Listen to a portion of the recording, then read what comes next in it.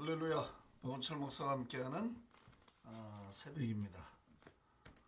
오늘 누가복음 7장 36절서부터 보겠습니다. 한 바리새인이 예수께 자기와 함께 잡수시기를 청하니 이에 바리새인의 집에 들어가 앉으셨을 때에 그 동네에 죄를 지은 한 여자가 있어 예수께서 바리새인의 집에 앉아 계심을 알고 향유 담은 옥합을 가지고 와서 예수의 뒤로 그 발 곁에 서서 울며 눈물로 그 발을 적시고 자기 머리털로 닦고 그 발에 입 맞추고 향유를 부으니 예수를 청한 바리새인이 그것을 보고 마음에 이르되 이 사람이 만일 선지자라면 자기를 만지는 여자가 누구며 어떠한 자 곧 죄인인 줄을 알았으리라 하거늘 예수께서 대답하여 이르시되 시몬아 내가 내게 이를 말이 있다 하시니 그가 이르되 선생님 말씀하소서. 이르시되 빚 주는 사람에게 빚진 자가 둘이 있어 하나는 500데나리온을 졌고 하나는 50데나리온을 졌는데 갚을 것이 없으므로 둘 다 탕감하여 주었으니 둘 중에 누가 그를 더 사랑하겠느냐. 시몬이 대답하여 이르되 내 생각에는 많이 탕감함을 받은 자니이다. 이르시되 내 판단이 옳다 하시고 그 여자를 돌아보시며 시몬에게 이르시되 이 여자를 보느냐. 내가 네 집에 들어올 때 너는 내게 발 씻을 물도 주지 아니하였으되 이 여자는 눈물로 내 발을 적시고 그 머리털로 닦았으며 너는 내게 입 맞추지 아니하였으되 그는 내가 들어올 때부터 내 발에 입 맞추기를 그치지 아니하였으며 너는 내 머리에 강남유도 붓지 아니하였으되 그는 향유를 내 발에 부었느니라. 이러므로 내가 네게 말하노니 그의 많은 죄가 사하여졌도다. 이는 그의 사랑함이 많음이라. 사함을 받은 일이 적은 자는 적게 사랑하느니라. 이에 여자에게 이르시되 내 죄 사함을 받았느니라 하시니 함께 앉아 있는 자들이 속으로 말하되 이가 누구에게 죄도 사하는가 하더라. 예수께서 여자에게 이르시되 내 믿음이 너를 구원하였으니 평안히 가라 하시니라. 아멘. 이 본문은 몇 차례 좀 다뤄야 될 것 같습니다. 굉장히 우리에게 시사하는 바가 많은 본문이고 또 메시지들이 들어 있습니다. 죄를 지은 한 여자가 있어 예수께서 바리새인의 집에 앉아 계심을 알고 향유를 담은 비싼 거죠.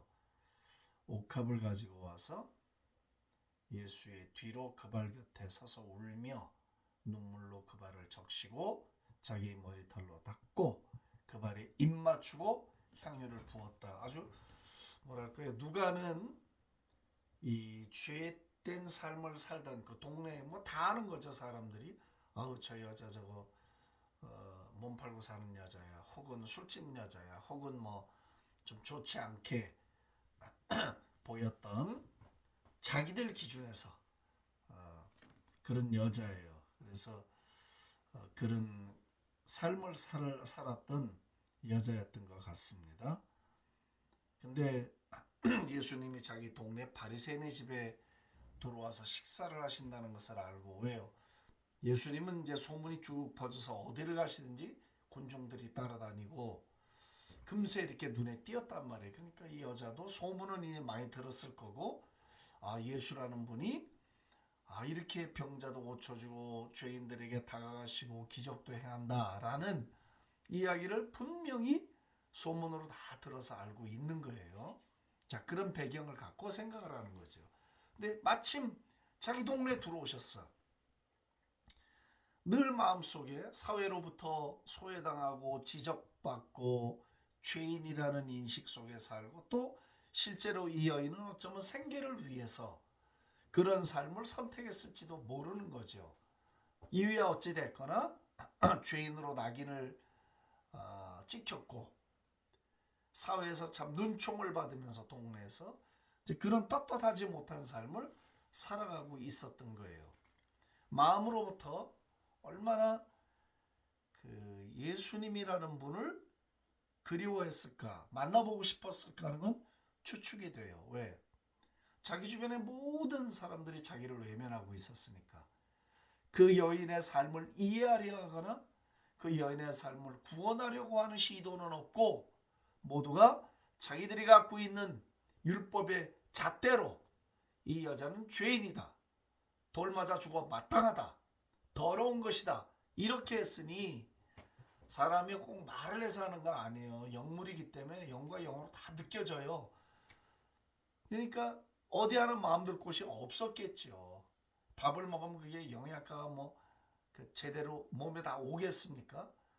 그런 아주 그런 어떤 프레셔, 압력 속에서 분명히 살았어요. 근데 이제 이 여인이 이런 소문을 쭉 들으면서 예수님이라는 저 하나님의 아들이라는 저분은 나를 받아주지 않을까? 나를 이해하지 않을까? 이 한 많은 여인, 이 죄 많은 여인의 이 삶의 짐을 져주시지 않을까? 맡아주시지 않을까라고 하는 분명히 오매불망이죠. 간절히 기다리고 있었을지 몰라요. 마음으로부터 한 번만이라도 그분을 한 번만이라도 떳떳이 나설 수는 없고 근데 동네에 왔다는 소식을 듣고 그런 거 개의치 않고 이제 대중 앞에 나서게 됐고 예수님을 만나게 됐어요. 그러자 바리새인들이 이제 이 여인이 예수님 곁에서 눈물로 발을 닦고 향유를 붓고 이런 행위들을 보면서 정말 저 예수라는 사람이 하나님의 아들이고 선지자라면 저 여자가 얼마나 더러운 죄인인가를 알 거야. 그 무슨 말이에요? 거부하거나 야단칠 거를 기대한 거예요. 막 정죄하고 이 못된 것 회개할지어다. 이 더러운 것 어디 내 몸을 만져. 이렇게 반응할 것을 기대했을 거란 말이지. 예. 근데 참 예나 지금이나요. 이 종교인들은 안 변합니다. 사람을 긍휼히 여기고 살리는 것에 관심이 없고 우리가 세워놓은 법대로 사람을 정죄하고 죄인 만들고 이단 만들고 나쁜 놈 만드는 거 선수들이에요. 우리가 회개 많이 해야 돼요. 끼리끼리 어울린다고 그러죠. 교회도 가면 가난하고 힘든 사람들이 어울리지를 못한다는 거야. 끼리끼리로. 자기하고 형편이 비슷한 사람들, 말이 잘 통하는 사람들, 사회적인 클래스가 비슷한 사람들 끼리끼리 어울린다는 거지. 교회 안에도. 다 그런 건 아닐 거예요. 그러나 그런 분위기들이 조성되어 있는 건 사실이에요. 옷 입고 다니는 게 다르고 명품 들고 다니는 게 다르고 사는 동네가 다르고 사는 집의 사이즈가 다르고 언제부터인가 우리 교회 안에도 어떤 그런 계급적 계층이 형성된 건 사실이에요. 그걸 부정할 수가 없어요. 근데 사실은 하나님의 아들도 말구 위에 오셨고 하나님의 아들도 사람의 몸을 입고 다 경험을 하시는 거예요. 하셨고 근데 예수님의 관심 뭐예요? 사람 살리는 거. 예수님의 관심은 자신에게 잘해주는 사람에게 시간을 많이 쓰거나 관심을 가지거나 헌금 많이 하는 사람에게 관심을 가진 게 아니었어요. 예수님은 천국 복음을 증거하시면서 사람 살리는 거. 네가 왕이든 네가 고관대장이든 바리새인이든 율법사든 창녀든 네가 문둥병자건 네가 가난하건 He doesn't care. 상관하지 않고 예수님은 자신의 죄를 고백하고 자신 앞에 나와 용서받기를 원하고 자신 앞에 나와서 용납되기를 원하는 모든 사람들을 구원하는 것 그거 하나. 아버지가 자기를 보낸 뜻은 생명의 양식으로 영이 굶주리고 가난하고 고단한 사람들에게 자신의 삶을 생명의 양식으로 주는 그 아버지 뜻 하나만을 위해서 전력 질주하고 거기에 관심을 가지셨다는 거예요. 오늘날 우리 교회 시선이 어디로 돌아서야 합니까? 우리 시선이 어디로 돌아서야 합니까? 예? 헌금 많이 내고 지위가 높고 잘 먹고 잘 살고 나하고 잘 맞는 사람들하고 끼리끼리 꿍짝꿍짝 어울리는 교회 아니요?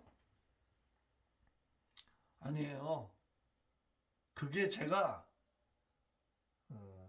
그 말은 그만두고 오늘 예수님 때도 당장 하나님의 아들이 계시는 그 자리에서도 이 종교인들은 자신들이 만들어 놓은 율법적 잣대와 법을 갖고 자신들이 만들어 놓은 규율을 갖고 사람을 살리기보다는 사람을 죽이는 일에 썼단 말이야. 이게 중요하잖아요. 사람을 살리는 일에 썼으면 fine. 그 법이 좋은 법이야. 그 법이 훌륭한 법이야. 그 법이 생명의 법이에요. 근데 사람을 긍휼히 여기고 살리기보다는 정죄하고 판단하고 죽이는 법이잖아. 아무리 내용이 좋아도 그건 죽은 법이요 사망의 법인 거예요. 그래서 성령의 생명의 법이라고 그러잖아. 죄와 사망의 법에서 우리를 해방했다. 성령의 생명의 법이에요. 생명의 법. 예수의 법은 생명의 법이야. 살리는 법이야. 믿으시면 아멘 합시다. 할렐루야. 아멘. 예?